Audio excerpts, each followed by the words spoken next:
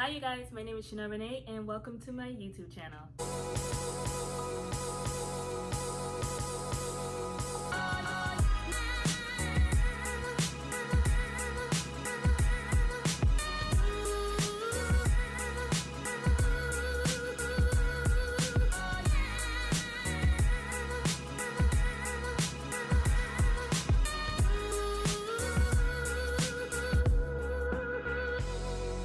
So before we dive right in, make sure you click that subscribe button right there at the bottom. So before we get started, I want to tell you guys a little bit about who I am and my background.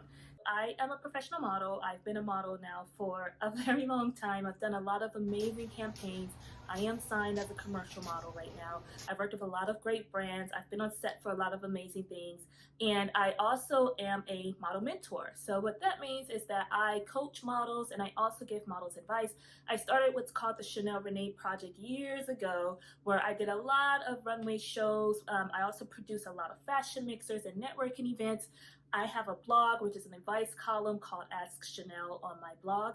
And I am also a creative director. So I do a lot of working behind the scenes, working with different clients, working with models, helping them pose. I work with photographers a lot. And what I do right now is social media management for a really amazing leader advocate celebrity. So I have a very full plate and I love every aspect of it. So what I'm going to discuss is not necessarily my opinion. I'm not just writing a bunch of things. Everything that is listed are things that I either have experienced myself as a model or things that models have experienced and talked to me about it because I am a model mentor. Another thing too is because I worked in casting, I have seen it myself. I've heard it from different brands. You guys will be completely surprised by the things that happen behind the scenes. And I'm just here to shine a light on it so that we could figure out a best way to make sure that this never happens again. Okay, so if I could be completely honest and transparent with you guys, it was a little bit difficult for me to decide on what's going to be my first piece of YouTube content. I started this page, I would say, a while ago, but I never actually put together my first video because I didn't know exactly which route I wanted to go. I didn't know which field I wanted to speak on. But now with all of this racial injustices that's happened in our country that is finally coming to light the way that it should have been, I feel like this is the best time to speak about the topic that we are going to talk about today. It's a little difficult for me to really discuss these things because they're so close to so many people, and it's just hard to use your voice to speak up, but I feel like it needs to be said, and it has been said in several ways from so many Black models. But now's the time where we have to just rip that band-aid off and just open that wound and allow it to heal and cleanse. Best way to do that is to lay it out on the table. So today's topic that I would like to discuss is the top 9 racial injustices that Black models face on a daily basis. And trust me, some of these things are going to surprise you, but to be honest, a lot of these things are not surprising to Black models. Just ask someone you know, and they will agree that they may have experienced one of these things that I am going to discuss with you guys today. So the reason why I am putting this video together is not to bash the fashion industry or bash the modeling industry. It's only to shine light on some of the injustices that Black models face so that we can bring about change. The most important thing is that we have to use our voice so that we can bring this change.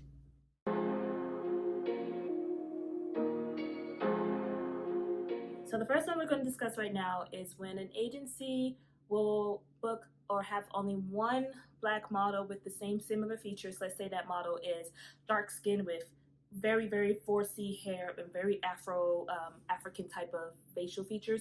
Maybe they'll only have 1 or 2 of those models in their agency, while they will have 50 or so models with the same features if they were white. So it could be 50 white models with blonde hair and blue eyes and 50 white models with brunette hair. A lot of times agencies will group Black models into one group. So if a Black model has the same features as a model that they already have in their agency, they don't necessarily will sign that model because they figure that, oh, I already have a model that looks like you. But what I would like to say is that, just like any other model, Black models have different characteristics. We have different ways we approach things on set. We have different professionalisms. We have different talents, different skills. We are our own people. So I think it would be best if we just find a way where agencies don't necessarily group us all in this one lump category of a Black model, but then see us as our own individual of who we are.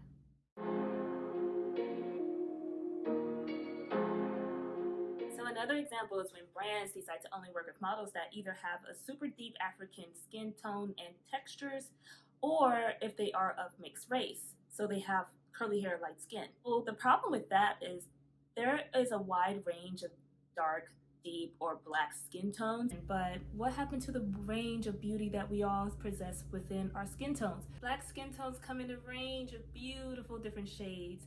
Melanin is produced throughout the shades. There's 32 different shades of melanin, and it's very rare that you will see these different skin tones represented in different campaigns or even on the runway shows. So thanks to Miss Bad Girl Riri, she created her own brand where it represented all these different ranges of skin tones, and now makeup brands have decided to follow the suit. Remember when there was only 4 different shades for dark skin or brown skin? There was like light brown, medium brown, dark brown, and then the darkest. But now finally we have a range of different tones that we can choose from our makeup so that it matches our skin.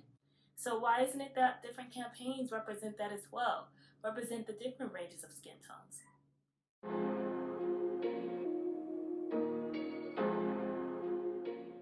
So this one's a little bit difficult to really get into because it happens behind the scenes, and a lot of times models don't know about it.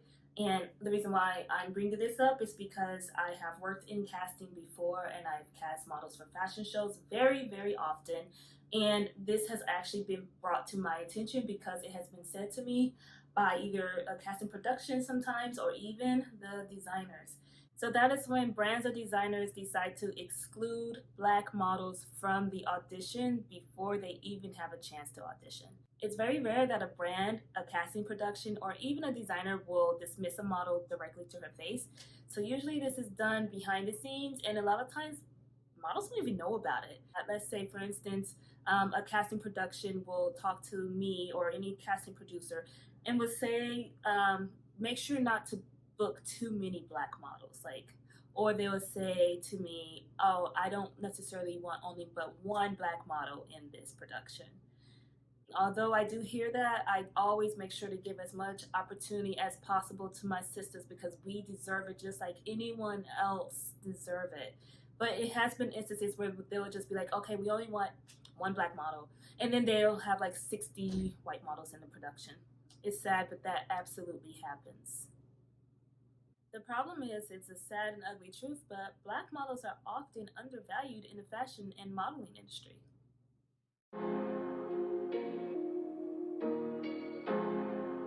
So this issue comes up a lot with Black models. So let's say you are booked for a photo shoot or you're booked for a runway show and you're just so excited about working with that particular brand or production. So you get on set and you are working with an MUA or hairstylist that is not Black. Usually that's not a problem. If you're working with someone of another ethnicity, totally fine. But oftentimes what Black models face is that non-Black makeup and hair professionals sometimes do not know how to work with Black skin texture and hair textures. So that causes a lot of issues on the beauty side for Black models. Now, when these makeup artists and hairstylists are not trained to work with our facial features and hair textures, they will either make our skin texture too light because they have the wrong foundation, or they completely mess up our hair because they don't know how to work with 4C hair or any of the 4s at all, and that can cause a lot of serious anxiety for Black models on set. And an even bigger issue is a lot of times brands and companies, they won't even book a Black hairstylist or Black makeup artist for their Black talent. Like, they will have the same makeup and hairstylist for everyone, which would be okay if that makeup artist or hairstylist knew how to work with Black features. So I feel like there needs to be like a common ground when it comes to working with talent that is of different race. I feel like all makeup and hairstylists should know how to work with different hair textures and features. Sometimes we have to go and fix it ourselves. So a lot of times, even like when I have done runway coordinating, I will see a model backstage completely changing her makeup because her foundation was too light, and I can't blame her. I actually walked into the bathroom at a fashion show once when I was the runway coordinator, a list of black models just sitting at the mirror fixing their hair and makeup, and literally one of the models came to me and was like, I don't want to be disrespectful, but I can't go out like this. Like, everyone else look amazing and my makeup looks like completely the wrong shade. And to be honest, I just sat there and told her, I understand, fix it the way you need to fix it, because I completely understand. Like, why is it that we have to walk out and look completely off and everyone else get to look as beautiful as possible? Can there be a conversation here where makeup artists and hairstylists all decide that they will start working with black models more often, or have a way where they can understand how to work with our features and skin texture and our hair textures, so that when we are booked on set with a non-black makeup artist or hairstylist, we don't automatically get anxiety thinking that we're just going to be completely not done right. You'll be surprised how often that happens on so many production and so many runway shows. There's probably a plethora of black models who've had the same type of experience. I've had that experience working on camera before, and I've also seen the experience myself of working behind the scenes. Now let's talk about the token black model. What's the token black model? So that is when a brand will book only one black model on their runway show or production to pass it off as racial diversity so that their brand can seem more woke. The token black model is usually booked by a brand to fill the diversity status quo, so that they can say that they have diversity within their campaign or brand. So they're going to go ahead and just book that one black model to represent the full range of black people.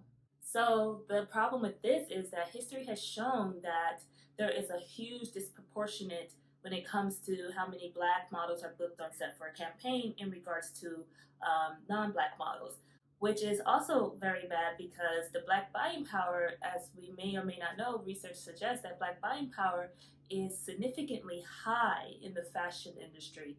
So if we have such great big black buying power, why isn't it that we are represented that way in the fashion industry with campaigns as well?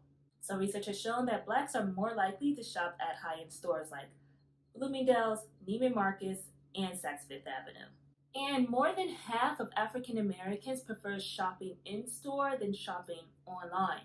So you would think with that type of brand power, companies will follow suit and start booking a lot more black models to represent their clientele.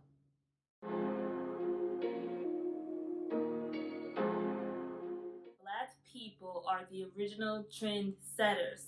So with that being the fact, a lot of times brands and designers will ask black celebrities and influencers to wear their items for clout, but then they'll never book a black model on their campaign or a runway show.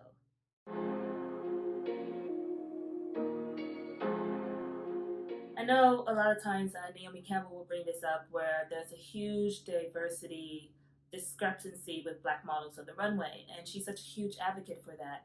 So yeah, there's a lot of discrepancy there. Just recently, within the last year, there have been an increase of black models on the runway, but it's still highly disproportionate when it comes to non-black models. On average, there's only 6% of black models that's used in fashion shows in the Fashion Month calendar. This same percentage is extremely small and mirrored in regards to advertisement and campaigns as well.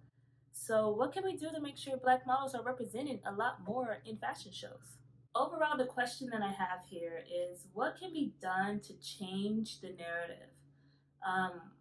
It's only so much talking about it, but what can we do as a full range community to change the narrative so that it is equal playing field for black models as it is for non-black models?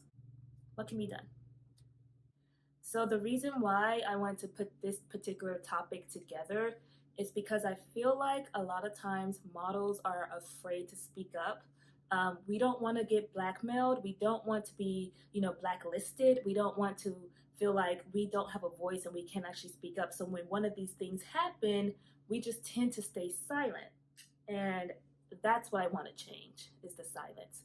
Because if we don't speak up, if we don't speak out, if we don't actually use our voice, it would never change. So thank you guys so much for tuning in and watching this video. Let me know what you think. Send me a comment, send me a like. Make sure to follow the page Chanelle Renee Project on Instagram. It's the modeling community. And thank you guys again for taking a look at this. I am tuning out.